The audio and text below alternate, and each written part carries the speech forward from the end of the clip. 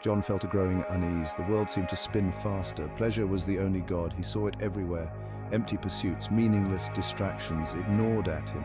This was not the world he envisioned. John yearned for something more, a purpose, a higher calling.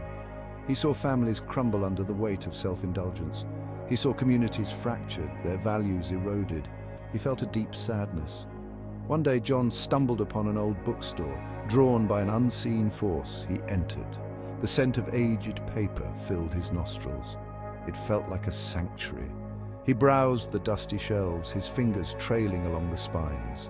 Then he saw it, a leather-bound book tucked away in a dark corner. Its title sent a shiver down his spine, The Virtuous Life, a guide to meaning and purpose. He knew this was no accident. This book was the answer.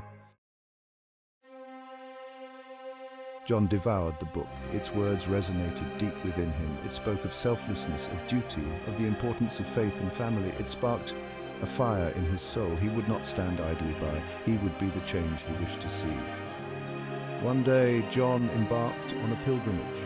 Drawn by a recurring dream, he found himself in a desolate desert. The sun beat down mercilessly. He collapsed, his throat parched. As he lay there, his hand brushed against something buried in the sand. It was an ancient oil lamp, ornately crafted. He rubbed the dust off its surface. A plume of blue smoke erupted, swirling into the form of a jinn. Its voice boomed, "You have awakened me. Speak your wish and it shall be granted." John didn't hesitate. He knew what he had to do. "Grant me the strength of Superman," he declared, "so that I may right the wrongs of this world." The jinn nodded, its eyes burning with an otherworldly light. John closed his eyes. He could feel power surging through his veins. John's first act was clear. He would target a regime notorious for its cruelty, a place where hope had long since withered. North Korea. He flew towards the heart of the dictatorship, a beacon of righteous fury. News of his arrival spread like wildfire. People whispered of a flying man, an angel of vengeance. He landed in the capital city, a symbol of defiance against tyranny. He confronted the dictator in his palace. The dictator, a pale imitation of strength, trembled before John's righteous anger. His soldiers, their weapons useless, could only watch as John dismantled the regime with ease.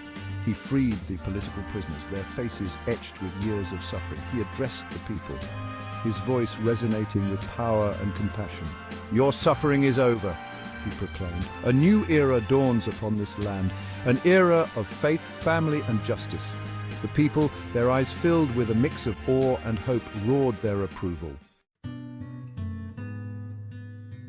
John established a benevolent theocracy, rooted in the values that had set his own soul ablaze. He believed that only through faith and moral living could true happiness be found. He preached a message of love, but also of discipline and self-control. He instituted mandatory religious education, promoting traditional family structures and the sanctity of marriage. He shut down nightclubs and casinos, symbols of the hedonistic culture he despised. He replaced them with churches and community centers. John believed in rehabilitation, not punishment. He established programs to help those who had fallen into vice. Drug addicts were given treatment, not jail time. He encouraged people to take responsibility for their actions and to find solace in faith. Section 5, Order from Chaos, witnessing the transformation of a nation. The transformation was startling. Crime rates plummeted, families reunited. The streets, once patrolled by soldiers, were now filled with children playing and couples strolling hand in hand. John's rule, though strict, was undeniably effective. He incentivized marriage and childbirth, offering financial rewards and social recognition to growing families.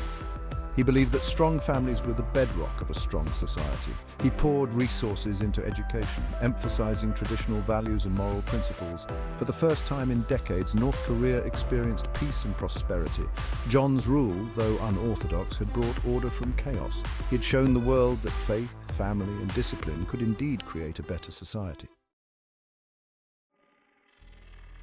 Section 6. A shadow emerges. From the ashes of the old, a new power rises. However, not everyone embraced John's new world order. There were whispers in the shadows, murmurs of discontent. Some yearned for the days of unchecked freedom, even if it meant a return to chaos. One man in particular felt a burning resentment. He was a former nightclub owner, his business crushed under John's regime. He longed for the days of easy money and fleeting pleasure. He saw Jon's rule as an infringement on personal liberty, a stifling of individual expression. He vowed to bring back the old ways, no matter the cost. One day, driven by desperation and fueled by anger, the man stumbled upon a familiar sight, an ancient lamp half buried in the sand. He recognized it instantly from the whispered rumors. This was the source of Jon's power. He picked it up, his heart pounding in his chest. Section 7, The Hedonist's Manifesto, a clash of ideologies, a battle for souls. The djinn appeared, its eyes gleaming with amusement. Another soul, seeking power, it boomed. Speak your desire. The man, his voice trembling with anticipation, proclaimed, Grant me the power to undo everything Jon has done. I want to unleash chaos and hedonism upon the world. The djinn smiled, a chillingly wide grin. So be it, it roared as the man felt a surge of dark energy coursing through his veins. He could taste the power, intoxicating and addictive. He would be the antithesis to Jon's rigid order. He would be the harbinger of chaos.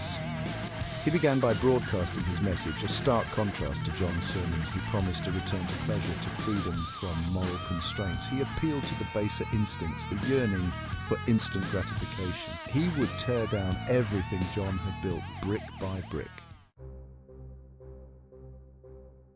Section 8, Clash of Titans. The inevitable confrontation draws near. The world watched with bated breath. The stage was set for a showdown, a clash of ideologies that would determine the fate of nations. Jon, the righteous leader, the champion of order, and the hedonist, the bringer of chaos, the advocate for unrestrained freedom. Jon, sensing a disturbance in the force, knew what he had to do. He had stared into the abyss of hedonism and emerged victorious. He would not let this world slip back into darkness. He would confront this new threat head-on, with the same unwavering conviction that had guided him all along. The hedonist, drunk on his newfound power and fueled by resentment, grew bolder by the day. He orchestrated acts of sabotage, disrupting the peace that Jon had so carefully constructed. He sowed seeds of doubt, whispering temptations in the ears of the content. A storm was brewing. Section 9. At the precipice. The world holds its breath. The tension was palpable. The world watched as two figures, each embodying opposing forces, prepared for their inevitable confrontation. On one side, the promise of order, of faith, of a society grounded in discipline and self-control. On the other, the allure of chaos, of unrestrained freedom, of a world where pleasure reigned supreme. Jon knew what was at stake. It wasn't just about power, it was about the very soul of humanity. Could true happiness be found in the fleeting gratification of desires, or did it lie in the pursuit of something greater, something beyond the self? The hedonist, blinded by his own rage and ambition, saw only an opportunity to tear down and destroy. He relished the fear he instilled, the chaos he unleashed. He would remake the world in his own image, a monument to self-indulgence. Section 10, A world hanging in the balance. Only one can remain. The world held its breath. The very air crackled with anticipation. Two figures locked in a battle of ideologies, their powers equally matched, their convictions absolute. Would it be the righteous order or the seductive chaos that ultimately prevailed? Jon, his eyes filled with a steely resolve, prepared for the fight of his life. He knew the stakes were higher than ever before. The fate of the world, the very soul of humanity, hung in the balance. The hedonist, his face contorted in a mask of rage and ambition, laughed maniacally. He would unleash his full power, tear down the very fabric of society, and revel in the ensuing chaos. This was his moment. The clash, when it finally came, would shake the very foundations of the world. Who would emerge victorious from the ashes? Only time would tell.